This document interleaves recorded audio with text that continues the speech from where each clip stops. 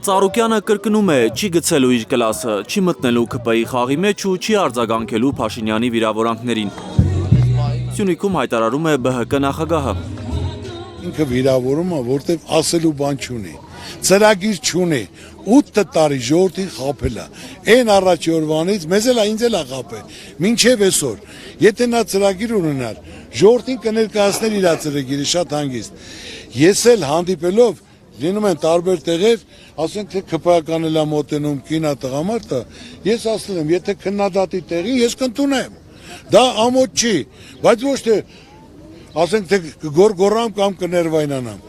շատ ճիշտ տեղին ասել եմ, ՔՊ-ական ջան, քույրիկ ջան, ճիշտ բացատրել եմ եւ նրանք շատ գոհշնորհակալ ներողություն խնդրելով գնացել են, հիմնական խնդիրը մեզ ներ ուզում քաշի,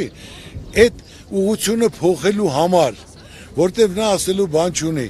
դրա շնորհքն է, այդ մոտեցումն է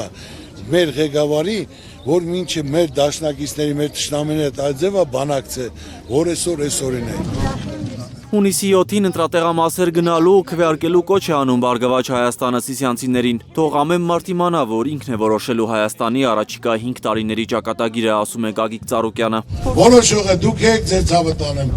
ամսի 7-ին գնում եք, մենակ մասնակցեք։ Մի ասեք ոչ մեկին ում եք ընտրելու, որ հաղթում եք, իրոք սենց վաղ երբեք չի եղել,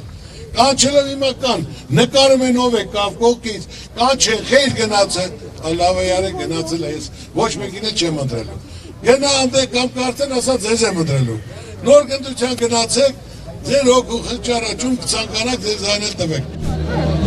Փորձառու մարդիկ պետք է երկրի ղեկը իրեն ձեռքը վերցնեն, որ տնտեսությունը զարգանա, նոր աշխատատեղեր բացվեն։ Բարգավաճ Հայաստանի հետ հանդիպման եկած սիսիանցիների ցանկությունն է։ Ես մի բան խնդրանք ունեմ։ Սիսիանի ժողովրդի համար մի աշխատատեղ։ Համատարած տանկացումները թևաթափ են անում։ Պետության տված թոշակով հնարավոր չէ ապրել, շուտով հնարավոր չի լինի անգամ աշխատավարձով յոլա գնալ, դժգոհում են սիսիանցիները։ 10,000 դրամ ավելացրել է թոշակը։ Ես 67 տարեկան կին եմ։ Այո։ Աշխատում եմ։ Այո։ Ես այդ 10,000 դրամը, որ ավելացրել է, բաթանգացում են չի ավելացրել։ 10,000 դրամի։ Բայց մի րոպե, մի կողմի կներեք, մի կողմից տալիս է, մի կողմից վերցնում է։ Բարեկեցիկ կյանք ապահովել հնարավոր է, վստահեցնում է Ծառուկյանը։ Դրա համար մարդիկ պետք է ճիշտ ընտրություն անեն։ Ինձ, իմ թիմով Բարգավաճ Հայաստանի նախընտրական քարոզարշավի վերջում Գինեսի 8-րդ ռեկորդն է սահմանում սիսիանցի Աշոտ Եղյանը։ Հենում պարկած դիրքում Աշոտը 220 կիլոգրամ ծանրությունը կես րոպե պահում է մեջքի վրա։ 28, 29